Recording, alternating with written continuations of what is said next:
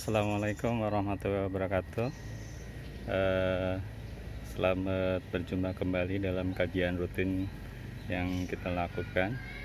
Kali ini saya akan coba bahas terkait bagaimana kita memahami terkait fakta-fakta terhadap pikiran bawah sadar kita. Bahwa kita tahu bahwa manusia itu dilengkapi dengan pikiran, ya. Maka pikiran inilah yang akan mengendalikan kita dalam kehidupan sehari-hari. Untuk membentuk manusia secara utuh, mau tidak mau kita harus mengatur atau mengubah pola pikir seseorang itu dari bawah pikiran sadarnya. Paling tidak ada 10 fakta yang harus kita pahami terkait dengan pikiran bawah sadar ini. Yang pertama adalah pikiran bawah sadar itu bersifat netral, tergantung kita mengisinya apakah dengan nilai positif atau negatif gitu ya. Nah, cara yang terbaik untuk mengisi nilai-nilai positif itu adalah dengan berbaik sangka, ya. Karena ini akan membawa nilai positif buat diri kita. Yang selanjutnya, yang kedua adalah bagaimana dalam alam bawah sadar manusia itu ada ilham di situ. Ilham ini bisa baik juga bisa buruk, ya. Jadi berbahagialah kita yang dapat melakukan pemrograman pikiran kita ini, pikiran bawah sadar ini dengan nilai-nilai yang positif tentunya, ya. Terus yang ketiga adalah bagaimana pikiran bawah sadar ini hanya stabil dan efektif. Ini akan berbanding lurus dengan kualitas dan kejelasan informasi yang ada di dalam pikiran kita, ya. Jadi pikiran bawah sadar kita hanya stabil dan efektif bila berbanding lurus dengan kualitas dan kejelasan informasi yang ada dalam pikiran kita. Untuk mencapai ini, mau tidak mau kita harus meningkatkan kualitas diri dengan banyak membaca, gitu ya, sehingga informasi yang masuk dalam tubuh kita ini banyak informasi input yang menggerakkan terhadap kualitas diri kita. Terus yang keempat adalah ini terkait dengan sesuatu yang dibayangkan dengan jelas, ini akan muncul dalam pikiran dan menjadi kenyataan. Jadi biasakan untuk memformat atau membayangkan sesuatu yang positif yang kita inginkan itu secara jelas, detail, sehingga akan mempengaruhi bawah pikiran sadar kita. Dan ini saya yakin akan berpengaruh positif terhadap pengembangan potensi bawah pikiran sadar kita. Yang kelima, pikiran bawah sadar akan menarik kita pada hal yang benar-benar dipahami sebagai keinginan kita, ya.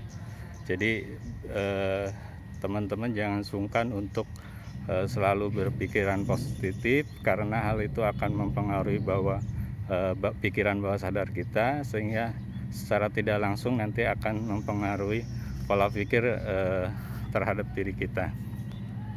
Terus yang selanjutnya adalah yang keenam, pikiran bawah sadar kita ini tidak mempertimbangkan alasan, melainkan mereka akan merekam dengan teliti sesuatu dengan yang dikemukakan oleh pikiran bawah sadar kita. Jadi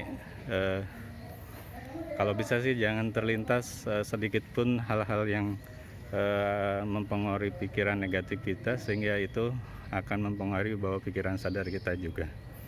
Yang selanjutnya adalah pikiran bawah sadar kita ini akan menarik kondisi untuk memenuhi keinginan kita, ya. Jadi semakin kualitas pikiran bawah sadar kita positif, maka kita harus bersyukur karena itu akan mempengaruhi kualitas pikiran kita. Dan yang selanjutnya ini terkait pikiran bawah sadar kita ini, yang ke-8, dia datangnya tuh secara tiba-tiba. Jadi kadang-kadang spontanitas. Makanya kita harus membiasakan diri bagaimana kita membangun pola pikir bawah sadar ini sesuai dengan keinginan yang kita inginkan, ya. Semakin kita memperjelas keinginan kita, hal-hal yang positif, maka itu akan mempengaruhi kualitas dari aktivitas pikiran kita. Yang kesembilan, ini terkait bahwa pikiran bawah sadar akan keluar jika ada dorongan yang kuat. Jadi cari hal-hal yang membuat pikiran bawah sadar kita muncul, ini sejalan dengan pengalaman, dengan bacaan yang kita yang kita dapatkan, baik dari pengalaman maupun dari bacaan yang kita baca. Jadi rangsangan dari luar itulah yang akan merangsang keluarnya potensi bawah sadar kita. Jadi semakin banyak kita mendapatkan informasi yang positif, yang berkualitas, itu dengan sendirinya akan mempengaruhi bagaimana nanti kualitas pikiran bawah sadar kita, ya. Jadi yang ke-9 ini, bahwa pikiran bawah sadar akan keluar jika ada dorongan.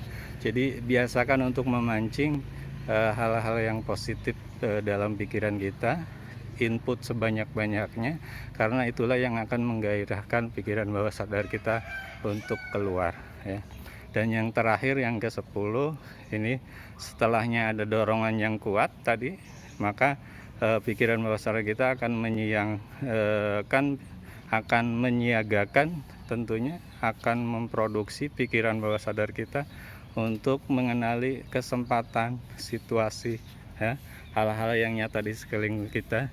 Jadi stimulus itulah yang akan merangsang keluarnya pikiran-pikiran bawah sadar kita. Jadi teman-teman jangan lupa untuk selalu melatih diri dengan bacaan, dengan pengalaman, dengan menimba ilmu dari orang lain terkait bagaimana pola pikir yang akan membangun kondisi positif dari pola pikir bawah sadar kita. Jadi karena pola pikir inilah yang akan merubah seseorang, makanya kualitasnya harus kita tingkatkan. Saya kira itu yang bisa saya bagikan untuk hari ini. Terima kasih, mohon maaf bila ada kekurangan. Saya akhiri, bila taufiq wal hidayah. Assalamualaikum warahmatullahi wabarakatuh.